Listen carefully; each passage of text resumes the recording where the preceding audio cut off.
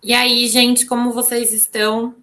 Agora nós vamos começar uma outra parte do seu edital em direito penal, tá bom? Nós vimos até agora os crimes contra a fé pública e a partir de agora nós vamos ver os crimes contra a administração pública. Mas quais crimes contra a administração pública? Os crimes praticados por funcionário público. Ó, tá aí bem no meio do slide. Crimes praticados por funcionário público. Por que que é tão importante essa informação? Vocês lembram que a gente viu lá no artigo 327, lá nos conceitos iniciais, quem é considerado funcionário público para fins da lei penal? Se você não lembra, corre lá para dar uma olhada de novo, porque agora isso vai ser de extrema importância, tá bom? Aqui, ó, vocês estão vendo, né? Em volta do slide tem um monte de crime. A gente vai ver um por um, tá bom? Aqui eu só coloquei para vocês terem uma ideia. Eu gosto de dar essa visão geral daquilo que a gente vai enfrentar, tá bom? E antes da gente passar para o primeiro crime, eu vou passar o próximo slide para a gente conversar algumas coisas iniciais que são importantes para a gente poder entender o contexto dos crimes, tá bom? Vamos lá, aqui, ó. Todos os crimes funcionais, que são crimes funcionais cometidos por funcionário público, são crimes próprios ou especiais, pois exigem a qualidade especial do sujeito ativo. Lembra lá no começo, de novo, nos conceitos iniciais que a gente viu sobre o crime, o sujeito que comete o crime? Pode ser próprio ou pode ser comum? Aqui a gente tem crimes próprios. Por quem? Por funcionários públicos, certo? E aí a gente entra numa coisa bastante importante aqui, tá bom? É um pouco chatinho, mas vai dar tudo certo de entender. Os crimes funcionais, que são esses aqui que a gente vai estudar agora, eles podem ser crimes funcionais próprios e crimes funcionais impróprios. Qual é a diferença de crime funcional próprio e crime funcional impróprio? Nossa, parece aqueles trava-línguas, né? O crime funcional próprio, se a gente retirar o sujeito funcionário público, esse fato se torna-se atípico. O que significa? Ele deixa de ser crime. Então, a gente vai ver mais para frente o crime, por exemplo, de corrupção passiva. Não existe nenhum outro crime do Código Penal correspondente àquilo. Então, se aquele crime é cometido por quem não é funcionário público, ele deixa de ser crime. Então, isso são os crimes funcionais próprios. Se você tira a qualidade de funcionário público, não tem crime nenhum, tá? Crimes funcionais impróprios. A retirada da expressão funcionário público, ele acarreta a tipicidade, vamos lá. A retirada da expressão funcionário público nos crimes funcionais impróprios, ele desclassifica para aquele crime e remete para outro. Então, a gente vai ver logo no comecinho aqui o crime de peculato. O crime de peculato, que é apropriar-se, a gente vai ver os verbos ali de bens e tal, se não for cometido por funcionário público, ele pode ser desclassificado para o crime de furto, por exemplo, tá? Então, tenta gravar mais ou menos esses conceitos, mas eu vou falando para vocês ao longo dos estudos, tá bom? E outra coisa importante, embora esse título, esse capítulo do Código Penal sejam crimes contra a administração cometidos por funcionários públicos, isso não significa que a gente também não pode ter um particular ali no meio, tá bom? A gente pode ter um particular, mas vai ser condição elementar, uma condição essencial de que esse particular saiba que aquela pessoa é funcionária pública, tá bom? Então, se eu vou ajudar alguém em um dos crimes que a gente vai ver, se eu concorrer para esse crime, eu, Ana, como particular, eu tenho que saber que o Joãozinho, que eu tô indo ali cometer o crime, ele é funcionário público, tá bom? Mas pode sim, admite sim, em alguns casos, a participação do particular também, tá bom? Outra informação importante, no direito penal em si, existem diversas maneiras, busca-se, né, muitas formas de trabalhar o que a gente chama política criminal, que é evitar de mandar a galera para a cadeia, tá bom? É isso. Evitar de superlotar o nosso sistema penitenciário. E dentro dessas medidas, os tribunais adotam o que a gente chama de princípio da insignificância. O que é o princípio da insignificância? A gente vê isso no jornal, né? A mãe que está ali numa situação de vulnerabilidade, uma situação de rua, né? E ela vai lá e furta a manteiga. Ela cometeu um crime? Cometeu, gente. Tá ali, né? No artigo 155 do Código Penal. Esse crime é furto. Vale a pena você mover todo o judiciário para processar a polícia, para investigar, processar, condenar e mandar uma mulher dessa para uma penitenciária? Não. Não faz o menor sentido. Então, pensando em questões de política criminal, a gente adota no direito penal esse princípio da insignificância. Existem algumas regras tal para se enquadrar, mas isso não vem ao caso. Por que eu falei tudo isso? Porque a gente tem uma súmula do STJ, ó, que está aí na tela para vocês. O princípio da insignificância é inaplicável aos crimes contra a administração pública. Por quê? Porque não dá para você dizer que é insignificante um crime contra a administração pública, né? É muito grave você cometer um crime contra a administração pública. Não pelo resultado do crime em si, mas por quê? Porque você está protegendo, lembra qual é o objeto jurídico? O objeto jurídico é a administração pública, a fé pública, todas essas coisas que a gente viu lá no começo. Então, não cabe o princípio da insignificância. Porque eu já vi questão de prova falando, fulano cometeu tal crime contra a administração pública.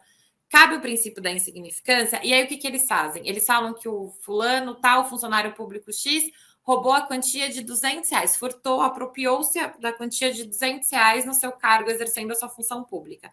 Aí você pensa, R$200 é pouco, né? Acho que cabe esse tal de princípio da insignificância. Não cabe, gente, não cabe, tá bom?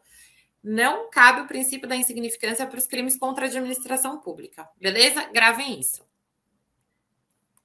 Bora lá, gente. Aqui, ó, eu coloquei de novo para vocês viram, ó?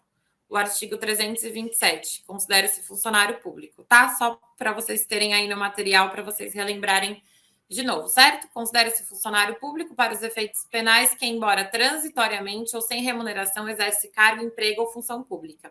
Gente, eu estou apostando muito nesse artigo porque a gente está em ano eleitoral. Então, tem tudo a ver jogar lá o mesário e falar que o mesário não responde porque ele não tem remuneração, porque é transitório, porque ele não passou no concurso público. Então, ó, fica de olho nesse artigo, tá bom? Aqui, gente, vamos conversar sobre o nosso primeiro artigo. Artigo 312. Vocês estão vendo que eu separei para vocês igual eu sempre faço, né? Artigo 312, peculato. Aqui a gente tem 3 tipos de peculato. Um que a gente chama de peculato, apropriação, desvio, peculato impróprio, furto, peculato culposo e reparação de dano. A gente vai ler um por um, mas a primeira coisa que, ó, tá aí no slide para vocês. Eu acabei de explicar crime funcional próprio e crime funcional impróprio. Por que esse é um crime funcional impróprio? Porque se, ó, não for o funcionário público que cometer todas essas atitudes aí, a gente continua tendo um crime, não mais do 312. Pode ser do artigo 155, por exemplo, que é furto, mas continua sendo crime, se não for cometido por funcionário público. Por isso que ele é impróprio. Vamos lá. Artigo 312. Apropriar-se funcionário público de dinheiro, valor ou qualquer outro bem móvel, público ou particular, de que tenha posse em razão do cargo, ou desviá-lo em proveito próprio ou alheio. Que tem em razão do cargo, gente. Não esqueçam disso, grife aí, em razão do cargo, certo? Parágrafo 1º. Aplique-se a mesma pena se o funcionário público, embora não tendo a posse do dinheiro, valor ou bem, ou o subtrai, ou concorre para que seja subtraído em proveito próprio ou alheio, valendo-se de facilidade que lhe proporciona a qualidade de funcionário. Lembra que a gente conversou? Porque o funcionário público responde sempre por uma pena mais grave, pela facilidade que ele dispõe ali de fazer as coisas, né? Dentro da administração pública. Para ele é muito mais fácil do que para um particular, tá bom? E é esse a gente chama de peculato furto. Lembra, ó, embora não tendo a posse do dinheiro, valor ou bem, ou o subtrai ou concorre para que seja subtraído. Aqui a gente está falando de furtar, certo? De furtar dinheiro, então é financeiro, certo? Parágrafo 2º, peculato culposo. Se o funcionário concorre culposamente para o crime de outrem. Até agora, gente, a gente não viu, acho que nenhum crime contra a administração, contra a fé pública, que poderia acontecer, ser praticado de forma culposa, tá? Então, aqui no peculato, a gente tem o peculato culposo. E, gente, de 10 questões sobre o peculato, 9 perguntam se existe a modalidade culposa no peculato, tá bom? Existe. O parágrafo 2º é o peculato culposo, que é quando o funcionário pratica sem querer, com o dolo de praticar, tá bom? E a reparação de dano. No caso do parágrafo anterior, qual parágrafo? se o funcionário concorre culposamente. A reparação do dano se precede a sentença irrecorrível, extingue a punibilidade. Se lhe é posterior, reduz da metade a pena imposta. Traduzindo esse artigo. Se o funcionário público agiu de maneira culposa, tá, gente? Não é dolosa, de maneira culposa, e ele repara esse dano, então ele pegou 200 mil reais, ele repara esse dano antes da sentença, extingue a punibilidade, que significa que ele não vai ser mais punido pelo Estado, não vai responder mais processo. Se ele devolve esse valor que eu usei aqui no exemplo de 200 mil depois, quando já está sendo sentenciado, essa pena reduz da metade, tá bom? O mais importante aqui é o peculato culposo, tá bom, gente? É o que mais cai. E aqui, só para a gente fechar aqui esse artigo, ó, a objetividade jurídica, a administração pública. Lembra o que esses crimes querem proteger? A administração pública e também o patrimônio do particular que possa ser lesado pela conduta criminosa de algum funcionário público. O objeto é o valor, é o dinheiro ou qualquer outro bem móvel público ou particular, tá bom? Aqui eu quero fazer uma observação com vocês contra o prefeito, tá bom? Não é governador e presidente, é quanto ao prefeito. O prefeito ele não pode ser punido pelo peculato. Por quê? Porque na lei de crime de responsabilidade de prefeitos e vereadores, a gente tem um artigo específico que fala sobre isso, tá bom? Então, se o exemplo for de prefeito, não é peculato, tá? E aqui a consumação do crime, a gente tem o peculato e apropriação, certo? Quando é que ele se consuma? Quando a gente passa a se comportar como proprietário do bem. Então, eu vou lá e pego o computador da administração, para mim, eu levo para minha casa, é meu, pronto. Está consumado, porque eu estou me comportando como se eu fosse a dona daquele computador. O peculato desvio, ele se consuma quando o agente confere destinação diversa ao bem. Então, aquele valor, a gente vê pouco isso, né, na política brasileira. Aquele valor que era para a educação, ele vai lá, se apropria daquele valor e desvia para a própria conta, né, lá nos Emirados Árabes, né. E o peculato furto, na hora que você subtrai o bem, tá? Na hora que ele vai lá e subtrai algum bem da administração pública, ele comete o peculato furto e é nesse momento que tem a consumação, tá bom? A gente vai fazer umas questões que eu trouxe e aí a gente encerra esse bloquinho e vamos para os próximos artigos, tá bom? Olha o que eu falei para vocês aqui, ó. Olha o que eu falei para vocês. O crime de peculato admite a forma culposa? Lembra que a gente viu o peculato culposo e que eu disse para vocês que de 10 perguntas, 9 são sobre esse assunto? Então, o crime de peculato admite a forma culposa? Sim, a gente tem no parágrafo 2º o crime de peculato culposo. Então, qual é a resposta? Sim, admite a forma culposa. O crime de peculato é comum ou é próprio? O crime de peculato é comum ou é próprio? Ele pode ser cometido por qualquer pessoa ou por funcionário público? Funcionário público não está lá no artigo? Apropriar-se o funcionário público, então ele é um crime próprio. Não confunda com funcional impróprio, tá? O funcional impróprio, lembra, significa que se esse crime, essa configuração for cometida por alguém que não seja funcionário público, essa atitude continua sendo crime, mas de outro artigo lá do Código Penal, certo? Terceira questão, que às vezes a banca pode dar um casinho para vocês. Jonas, agente policial do estado de São Paulo e seu primo Hélio, desempregado, tá vendo que eles começam a colocar um monte de informação, né? Subtraíram da delegacia no qual o primeiro exercia suas funções. Computadores que haviam sido substituídos por equipamentos novos e que se encontravam guardados. Tendo a dupla aproveitado das facilidades decorrente do cargo exercido por Jonas, por qual crime Jonas deve responder? Aí você fala, gente, já me perdi lá no começo.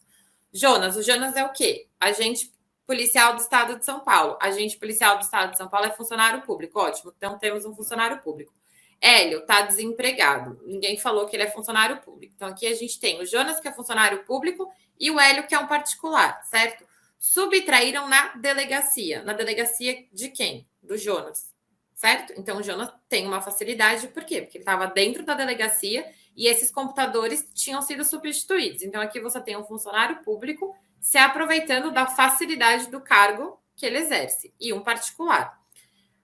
Aqui, subtraíram da delegacia, haviam substituídos por equipamento. Tendo a dupla, então os dois, aproveitado as facilidades decorrentes do cargo exercido por Jonas.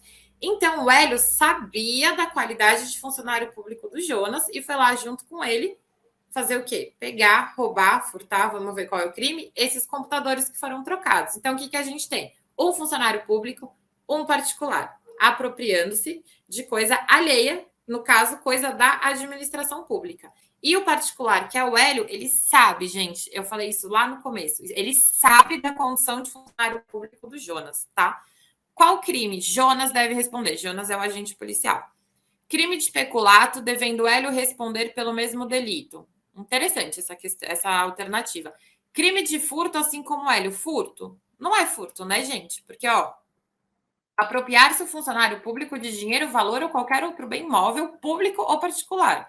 No caso, o Jonas, funcionário público, ele apropriou-se de um bem móvel, no caso, o computador, certo? Bem público, que tem a posse em razão do cargo ou desviá-lo em proveito próprio ou alheio. Então, é um crime de peculato, não é um crime de furto, certo?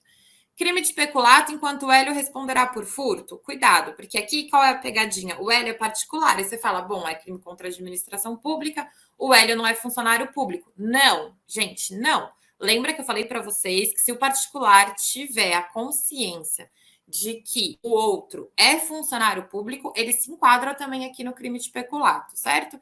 E depois crime de peculato, enquanto o Hélio responderá por peculato culposo. Não, gente, não. Alternativa A, crime de peculato, devendo o Hélio responder pelo mesmo delito. O Jonas seria peculato de qualquer maneira, porque ele é funcionário público. E o Hélio, apesar de particular, sabia da condição de funcionário público do Jonas. Então, os dois respondem pelo crime de peculato.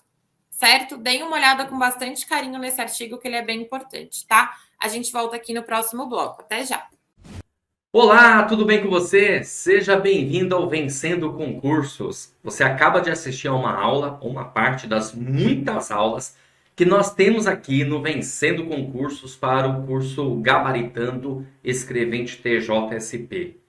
E olha só, eu tenho uma excelente notícia, né? Você quer continuar estudando aqui com a gente no Vencendo Concursos? Então fica até o final, tem um recado importante para te passar. Eu quero aproveitar esse finalzinho. E eu sei que você vai ficar aqui comigo, porque se você chegou até aqui assistindo a esse vídeo é porque você gostou da aula, não é verdade? Então vale a pena você ficar mais alguns minutinhos. Eu tenho algo para te dizer.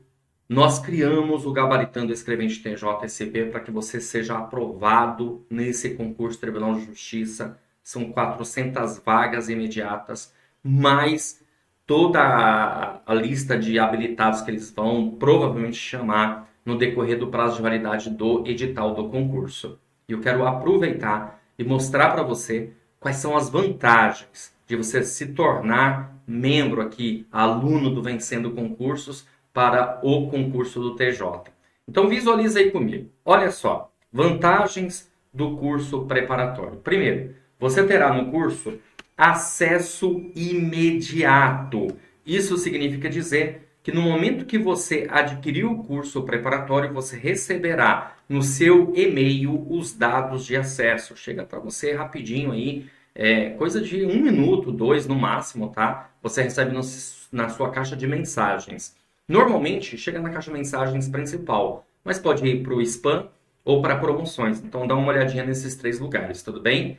Além disso, você vai ter acesso ilimitado, poderá assistir às aulas quantas vezes você quiser. E melhor, hein? O curso terá validade aí de 1 ano de acesso. E sabe por que isso é uma grande vantagem? Eu vou te explicar. O edital que foi publicado foi o edital para a comarca da capital. Tudo bem? Então as vagas estão vinculadas à comarca da capital. O que isso significa? Significa que provavelmente, em breve, teremos um outro edital do concurso da EJ de São Paulo para o interior, que é normal. Inclusive no edital anterior, eles tinham unificado, ok? Saiu um edital com vagas para a comarca da capital, litoral e interior. Provavelmente, né, por conta de ser agora só vagas para a capital, provavelmente nós teremos mais para frente um edital para o interior. Então, esse curso é válido tanto para um como para outro, porque a matéria é a mesma, né? Então, essa é a grande vantagem de você adquirir o curso por aqui e tendo acesso durante 1 ano. Bom, você vai ter teoria e questões comentadas no curso. Aliás, são centenas e centenas de questões comentadas pelos nossos professores e isso faz toda a diferença na sua preparação. Você também terá material em PDF, que são os slides que os professores utilizaram para as aulas, porque as aulas são em vídeo, tá? para você aproveitar melhor ainda o seu curso preparatório. E olha só, gente, essa novidade. Bônus! Você terá 3 bônus incríveis aqui só no Vencendo Concursos, hein? Caderno de questões gabaritadas. São milhares de questões gabaritadas para você treinar, exercitar, tudo bem? Então, no decorrer aí do seu estudo, você vai resolvendo as questões do caderno de questões. Por que isso? Para você não ter que sair da nossa plataforma. Você vai encontrar tudo o que precisa. Além disso, você também terá direito a 2 simulados que faremos. Esses simulados são questões comentadas em vídeo. Olha que top! Você recebe seu simulado, você faz, recebe também o gabarito, evidentemente, e depois nós publicamos aí os vídeos comentados pelos professores, ok? E essa é uma grande novidade também, gente. 10 aulões ao vivo você terá direito, tá certo? São 10 aulões ao vivo. Isso aqui é fantástico. A partir de março, tá? Nós vamos começar com esses aulões ao vivo, porque vamos dar um tempinho para você ir assistindo as aulas e aí começaremos a marcar os aulões, beleza? São mentorias que nós vamos fazer das matérias, tá? Então, a gente convida um dos professores, por exemplo, professor de português, professor Dorival Conti Júnior, vai marcar uma data e ele vai ministrar uma aula ao vivo para sanar dúvidas, trazer mais questões, ok? Para vocês. Isso é fantástico, tá? Também teremos aqui um grupo de estudos, um grupo no WhatsApp, melhor dizendo, tá? Grupo de estudo, não sou muito fã, não. Acho que você tem que estudar, é individual, é assim que passa em concurso, é assim que eu passei, e é assim que eu conheço que as pessoas que passaram em concurso também, tá? Mas um grupo do WhatsApp é interessante, não para você ficar interagindo, mas para você receber as notificações, atualizações. Beleza? Olha só, pessoal, o valor desse curso preparatório com todas essas vantagens que você está vendo. Valor de lançamento, hein? De R$ 497 por apenas R$ 247 ou 12 vezes de R$ 24,65. Mas olha o que a gente aprontou. Você vai entrar em contato conosco e vai receber um cupom de desconto especial de 20%.